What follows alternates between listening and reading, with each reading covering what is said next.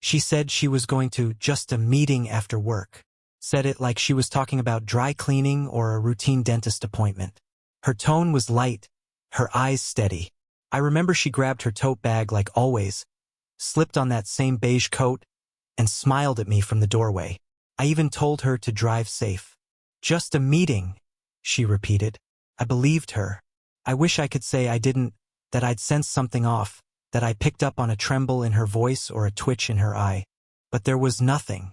Just a normal Wednesday in a normal life, or so I thought. Funny how easy it is to mistake routine for trust. That night, I had my own meeting run late.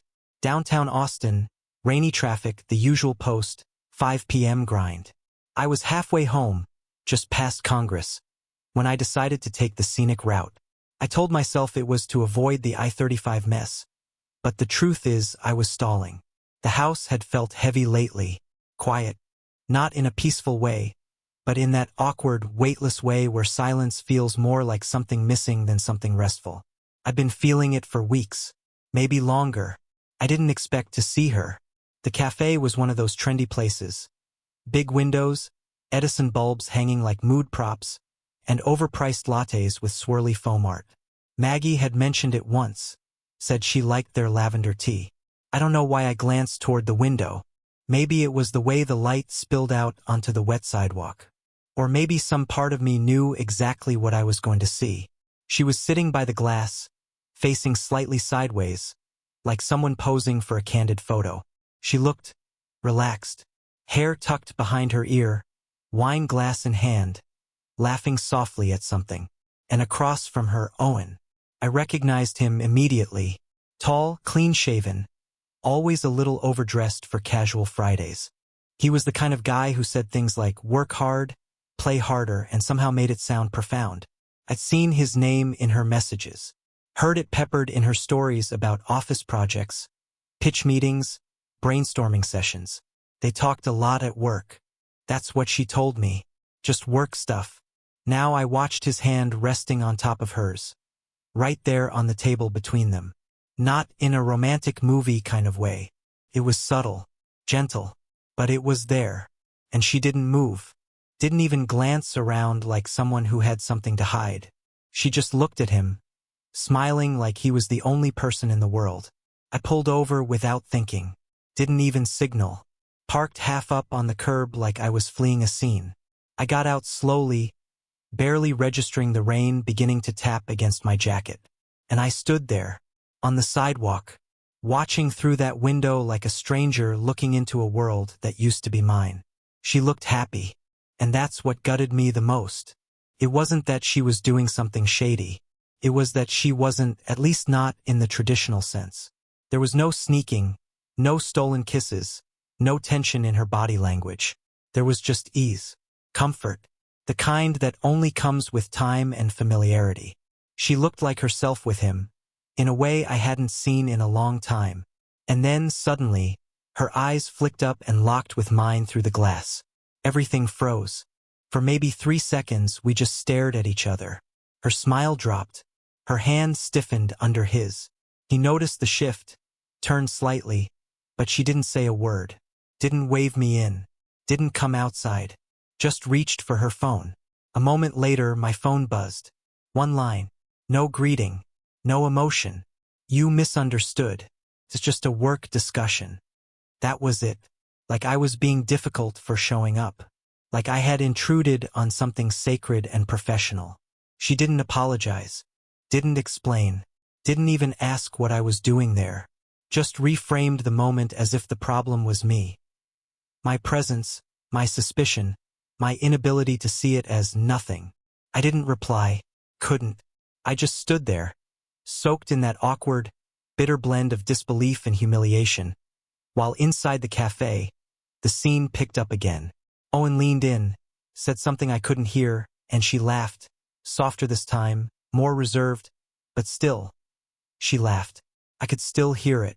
Even through the glass. Even over the hum of cars and the faint drizzle of rain on my shoulders, I heard her laugh. And something in me snapped. Not in a loud, dramatic way. Not like glass breaking or tires screeching. It was quieter than that. A subtle shift. a realization that I had just become the outsider in my own life. That look in her eyes when she saw me, it wasn't fear. It wasn't guilt. It was surprise. Like she had momentarily forgotten I existed. Like seeing me there was a reminder of something she'd tucked away for later. Something she wasn't quite done with, but already detaching from. I leaned against the lamppost near the curb and watched them from a distance. Part of me wanted to go in, ask her outright, call her bluff. But another part of me, the part that had already been quietly breaking, knew it wouldn't change anything. She had already chosen what version of the story she was going to tell. And in that version, I was the problem. The insecure husband. The jealous guy who misread a simple, harmless meeting. And maybe that's what hurt the most. Not the betrayal itself, but how confidently she could rewrite the truth in real time. How easily she sent that text, knowing I'd seen them, knowing exactly what it looked like, and still choosing to gaslight me with a straight face.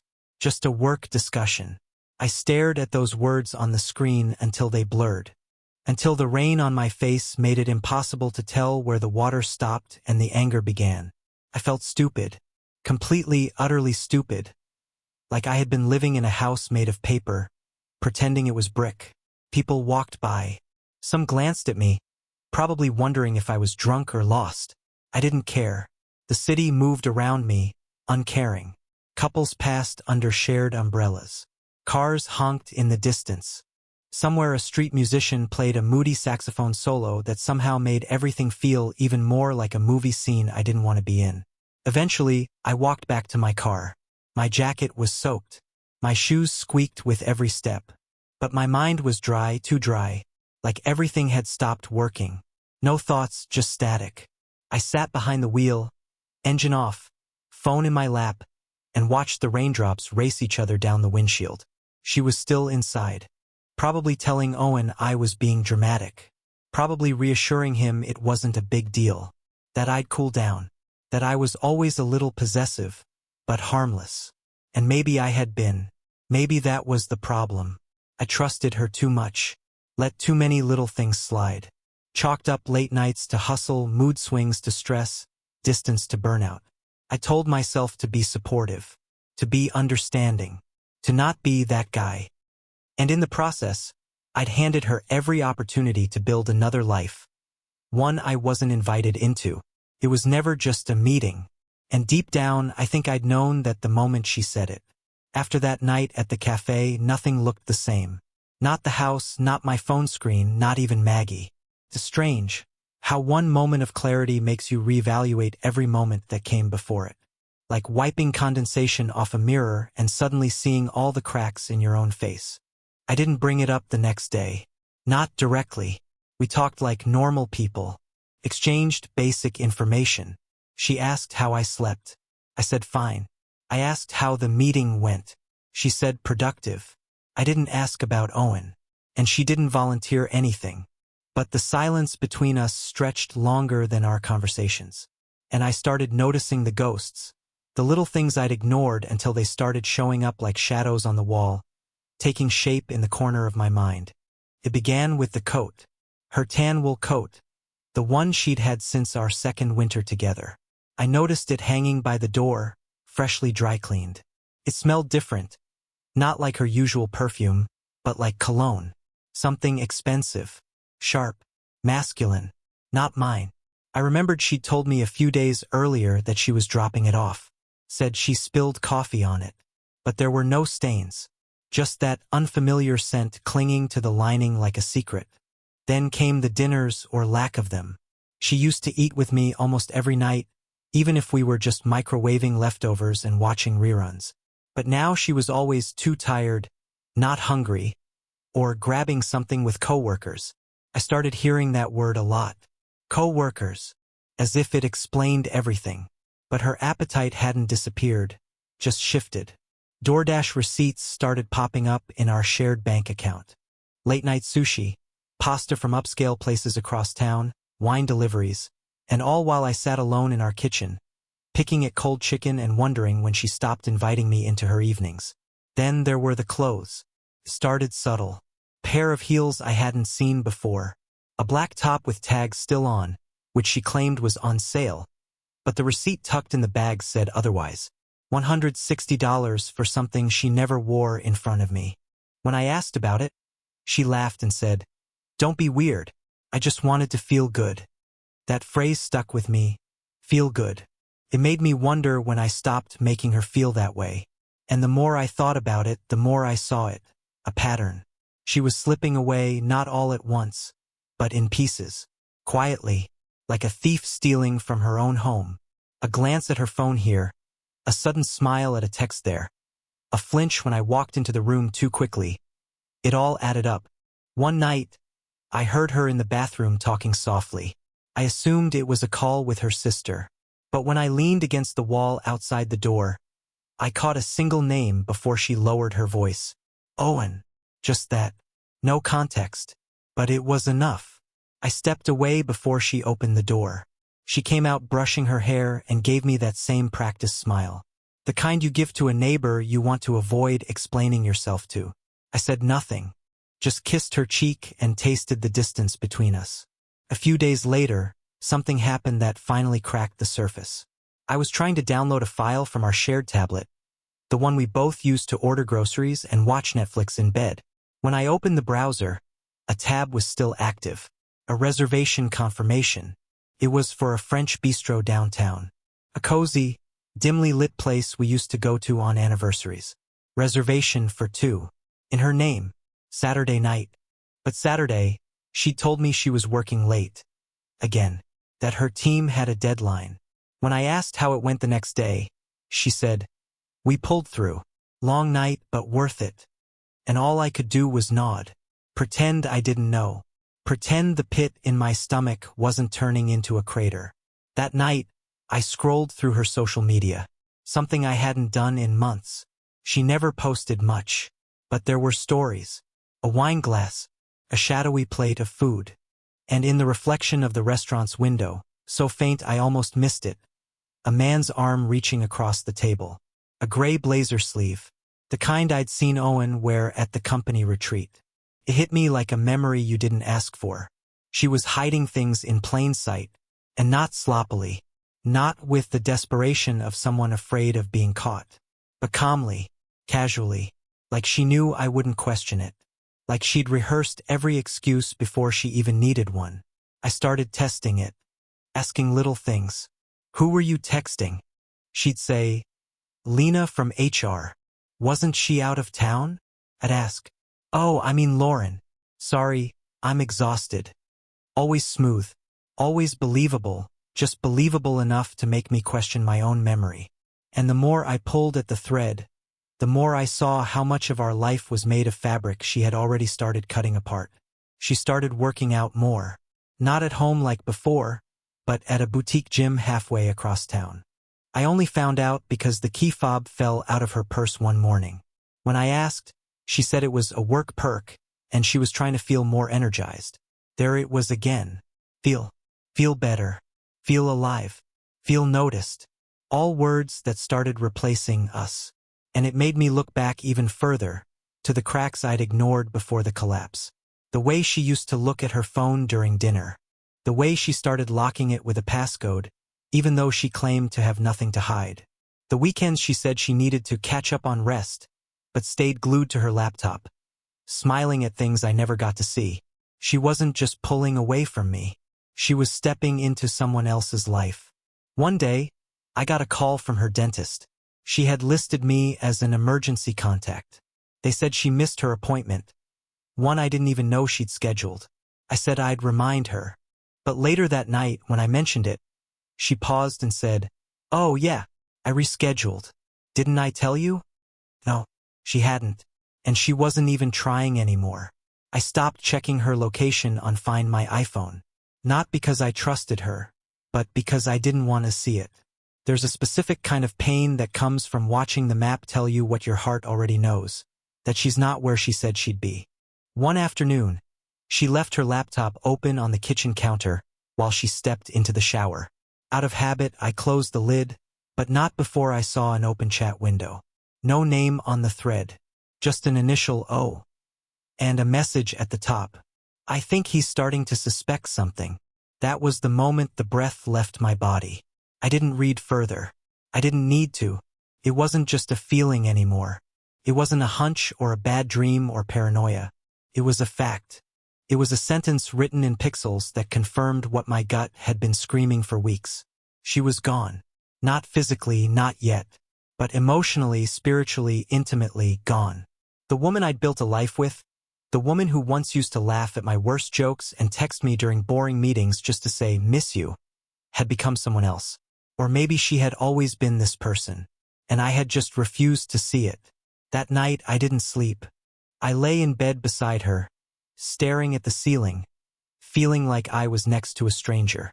She shifted in her sleep, mumbled something unintelligible, rolled over and tucked her hand under my arm. Muscle memory. I let her hold me, knowing full well she had spent the last few weeks holding someone else. And in the dark, I made myself a quiet promise.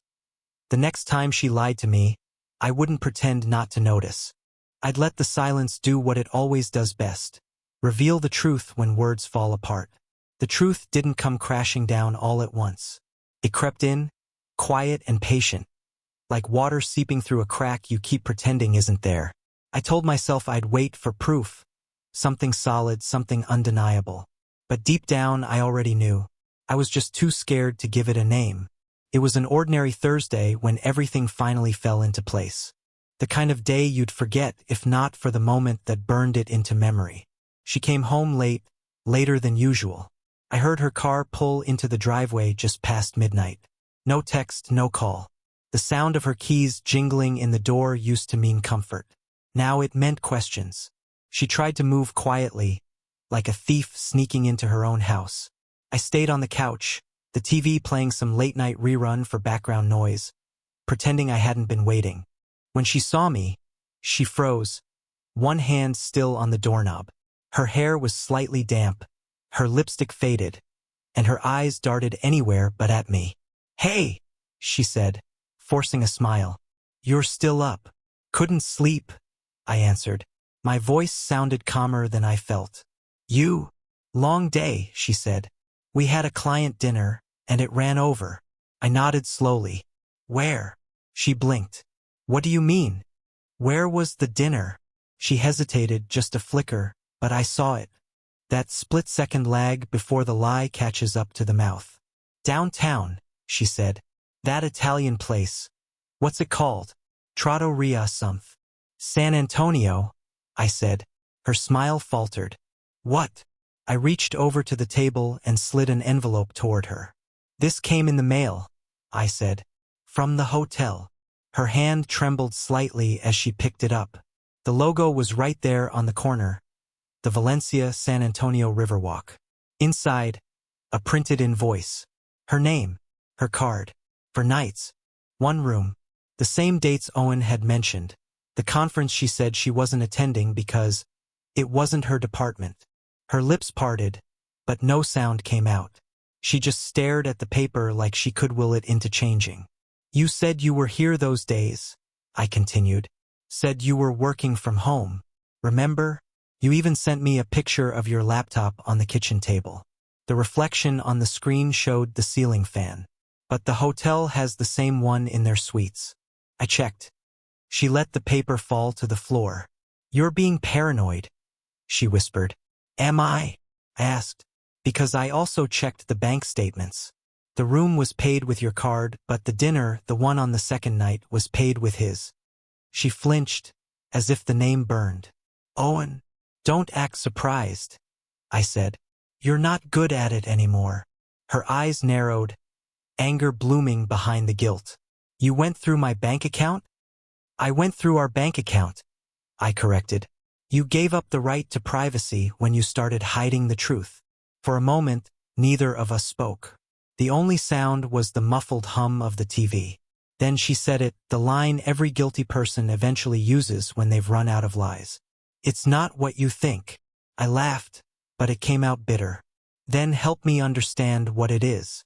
Because the receptionist remembers checking you in. She said you were polite, said you asked for extra towels. And she also remembers the man with you." "That's ridiculous," she snapped. "You're twisting everything." I'm repeating facts. She crossed her arms, her chin trembling despite the defiance. So what, you think I'm sleeping with him? That's what this is about? I don't think, I said quietly. I know. Her breath hitched. For a second, I thought she might cry.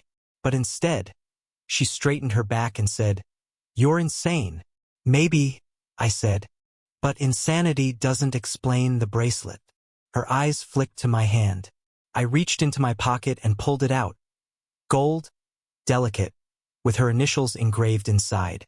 The one I gave her on our anniversary. The one she claimed to have lost months ago. I'd found it in the hotel's lost and found box, right beside the front desk. The manager handed it to me when I asked about her name on the booking. She took a step back, color draining from her face. You went there. I did. You had no right. I had every right, I interrupted. You're my wife. The word hung between us like smoke, wife. A title that suddenly felt outdated, foreign, like a name that used to belong to someone I'd already buried. She sank into the armchair, silent now. Her hands clutched the bracelet like it could somehow rewrite the story. I waited, but she didn't say a word. Just stared at the floor, as if looking down would make me disappear. I wanted her to deny it, to fight harder, to give me something to hold on to, even a lie I could believe. But she didn't, and that told me everything. Finally, she whispered, I didn't mean for it to go this far. That sentence hit me harder than the rest. Not it didn't happen. Not you're wrong. Just it went too far. How far did you plan for it to go? I asked. Because from where I'm standing, it looks like you packed a bag, drove 2 hours, checked into a hotel, and spent 4 nights with your coworker.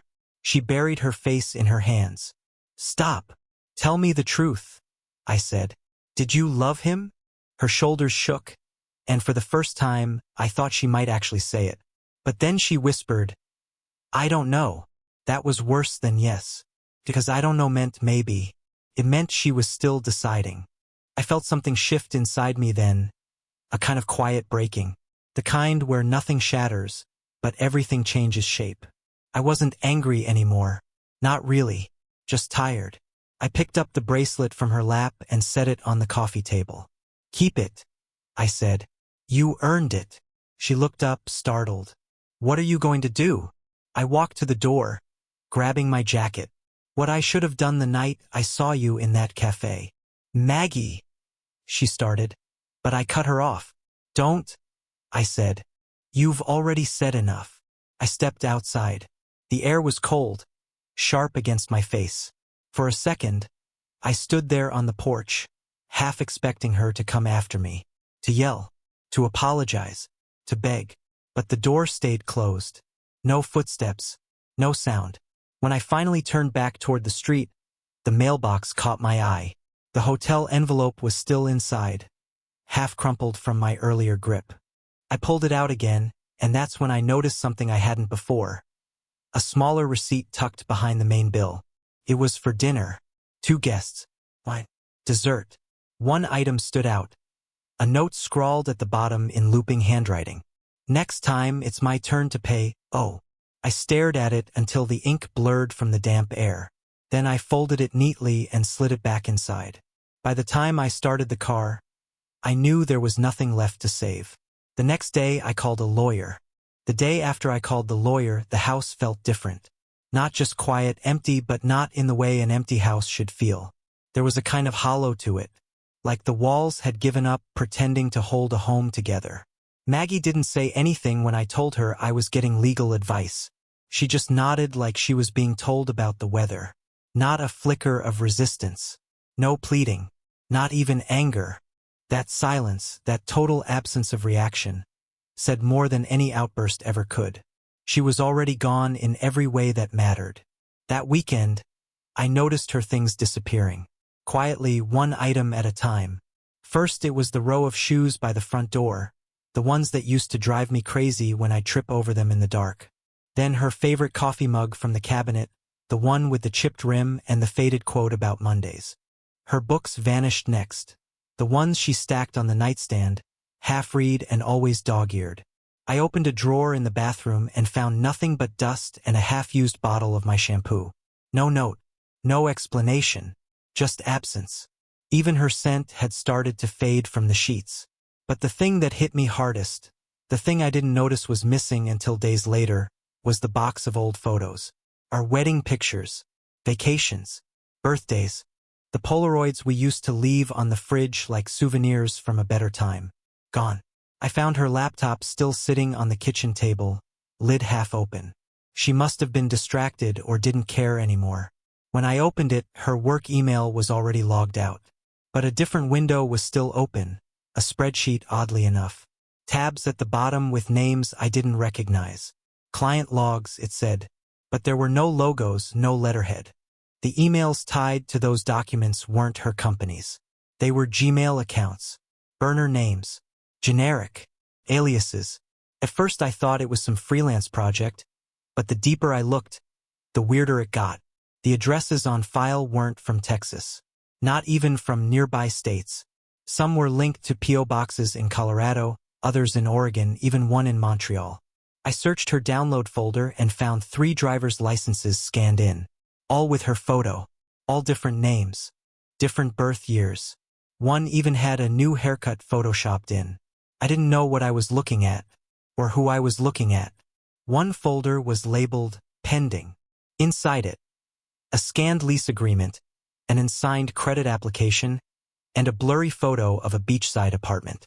The name on the lease wasn't Maggie's, but the handwriting in the signature block, it looked like hers. I only recognized it because she used to sign our Christmas cards.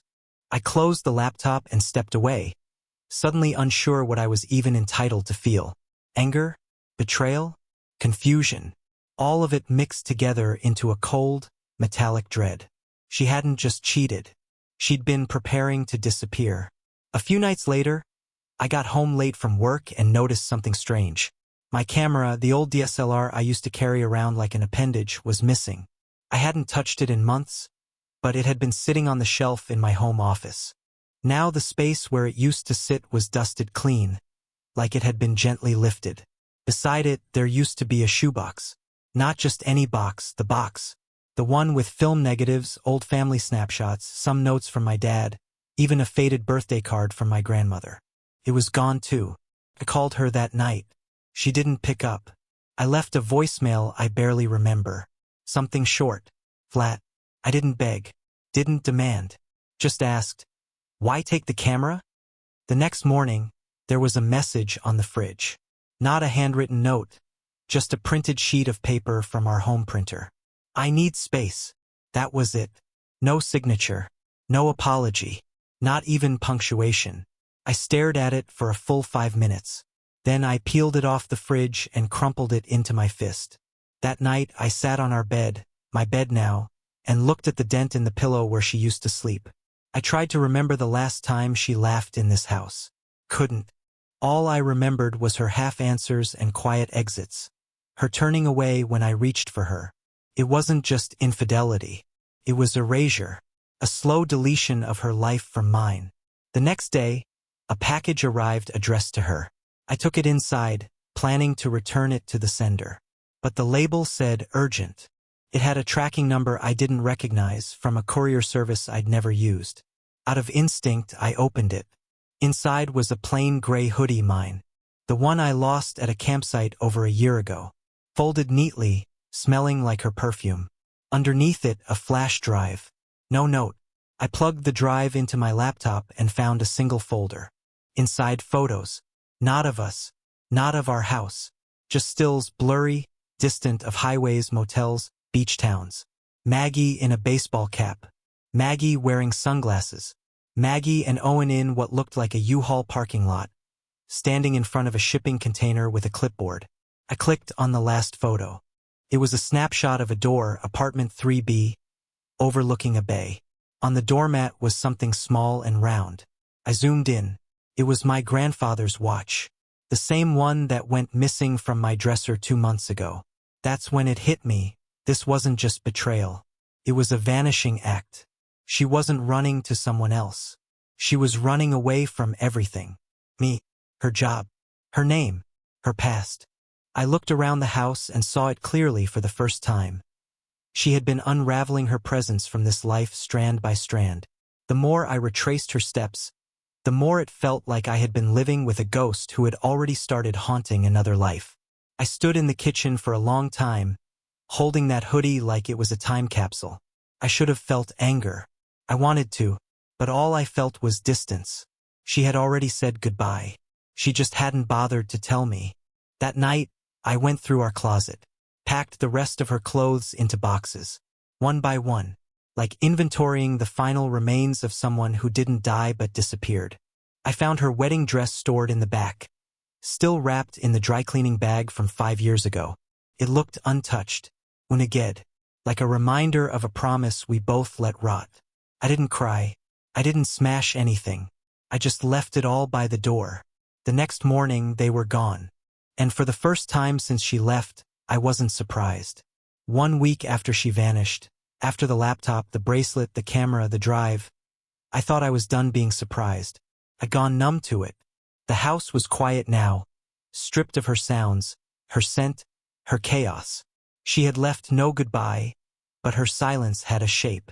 It filled the hallways like smoke, clung to everything soft, and refused to let me pretend it had all been a dream. I thought I'd reached the edge of the mystery.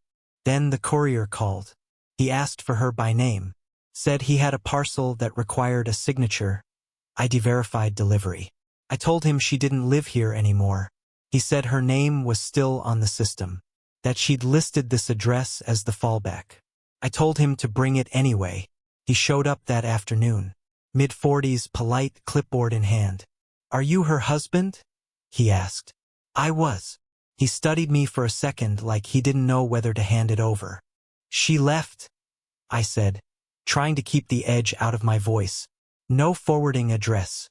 If you don't give it to me, no one's signing for it." He nodded reluctantly, scribbled something on his pad, and handed over the box. Medium-sized, heavy, no branding, just a label with Maggie's name and a return address I didn't recognize. Upstate New York. I took it inside and opened it on the kitchen table. The first thing I saw was my wristwatch, the one I thought I'd lost over a year ago, during a trip to visit her cousin in Denver. I convinced myself I left it at the hotel, even filed a claim.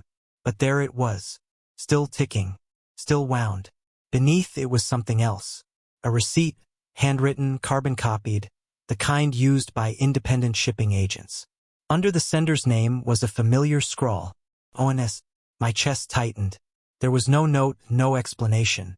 Just my watch, and a list of its contents. Miscellaneous, personal belongings. Non-fragile. I dug deeper. A scarf, hers, but one I hadn't seen in years. My old pocket knife. A film roll, undeveloped. And at the very bottom, a folded envelope addressed to her in block letters. Inside, a postcard. A mountain scene. No message. No return address. Just more breadcrumbs. That night I sat in the living room, the watch ticking softly in my palm, and tried to understand the logic. Why return my things now? Why send them through Owen? Was this a gesture of closure? Guilt? Or was she discarding the final pieces of me from her new life? Then I remembered something. Her mother's bracelet. Months ago, Maggie said it had gone missing. A family heirloom, passed down from her grandmother. She was furious, tore the house apart looking for it. I remembered offering to replace it, and she laughed bitterly, saying, "You can't just replace history." Now I wondered, had she even lost it?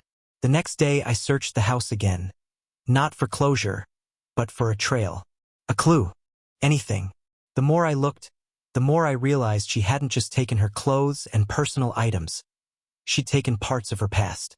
Tax documents, old journals, receipts from years ago, a birth certificate copy, even a few letters from her late father gone. As if she was combing through time and extracting every artifact of her former identity. She hadn't just left. She had erased herself. I drove to her old office building later that week. I hadn't been there since the holiday party 2 years earlier. The same place where I'd first met Owen, where Maggie introduced him as brilliant, but annoyingly opinionated. The receptionist barely looked up when I approached. "Hi," I said. "I'm looking for Maggie Reynolds." The woman frowned. "She doesn't work here anymore." "When did she leave?" 2, maybe 3 weeks ago," she said, tapping her keyboard. "Gave notice, cleared her desk, left no forwarding information."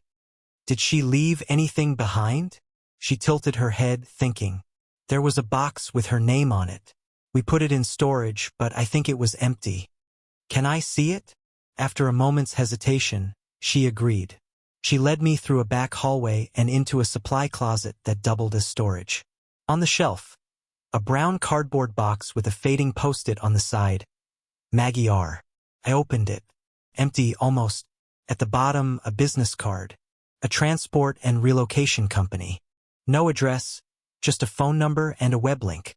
The name sounded familiar, and after a moment, I realized where I'd seen it. One of the scanned documents on her laptop. She had booked their services 2 months prior. The date matched the time she told me she was traveling for work. I left the office with the card in my pocket, hands shaking. That night, I followed the paper trail. The website showed a network of warehouses and temporary storage hubs across the country. Their slogan, discreet, secure, temporary or permanent. We move lives. Clever, cold. I called the number and gave them her name. Claimed I was following up on a delivery on her behalf. At first, the man on the line hesitated, but when I gave the customer ID number printed on the back of the business card, he softened. "We have 2 containers under that account," he said. "One active, one dormant, stored at our Gulfside facility. Can I access it?" "If your name is on the access list." I held my breath. "It is," he said after a moment. The next morning, I drove 4 hours to the Gulfside facility, a concrete maze outside Corpus Christi, surrounded by chain-link fencing and rows of shipping crates. The front desk clerk took my ID and handed me a clipboard. "Unit B-17, she said. "Here's the key." The container was cooler than I expected. Inside were 2 trunks and 1 plastic tote. One trunk had a bright orange sticker, "In use." The other, "To be retrieved." I opened the active trunk first. Inside, clothes, notebooks, a hiking backpack, an empty jewelry roll, a small mirror, and underneath it all, folders, documents, IDs, several more driver's licenses, all with her face, all with different names. She had aliases. Some had international flags in the corners, Canadian, UK, even an EU-stamped one. This wasn't just some dramatic reinvention. She had been planning this for years. I opened the second container, the one labeled "To be retrieved." Inside were framed photos. One of us on a ski trip, one of her at graduation, but also a photo I'd never seen before. Maggie and Owen, standing on a balcony, overlooking water, their bodies close, almost touching. She was smiling. A full, unguarded smile I hadn't seen since our early days. On the back of the photo, written in her handwriting, "Everything I took is mine." I stared at it for a long time. It wasn't a taunt. It wasn't an apology. It was a declaration. I put the photo down and closed the trunk. That night, I drove back in silence. The photo sat in the passenger seat like a witness. She hadn't just betrayed me. She'd outgrown me, repurposed her life into something unrecognizable, and claimed every piece of it like it had always been hers. Even the pieces that used to be ours. I found the coastal apartment. Sparse, quiet, keys still under the mat. Her scent lingered faintly. On the table, my grandfather's watch, ticking. Beside it, a framed photo of her and Owen on the balcony, the same one from the container. On the back, her handwriting again. "Everything I took is mine. No furniture, no clothes. Just proof of a life she'd already moved on from, and a silence that made everything final." At dawn, I returned home and changed the locks. Closed her accounts, froze joint cards, called the lawyer. The house felt still, not empty, but honest. I placed the old clock back on the shelf and listened to its ticking. For the first time, it didn't echo her absence. It marked my own beginning. I hadn't lost a wife. I'd lost the illusion of one. And somehow that realization didn't break me. It built something stronger.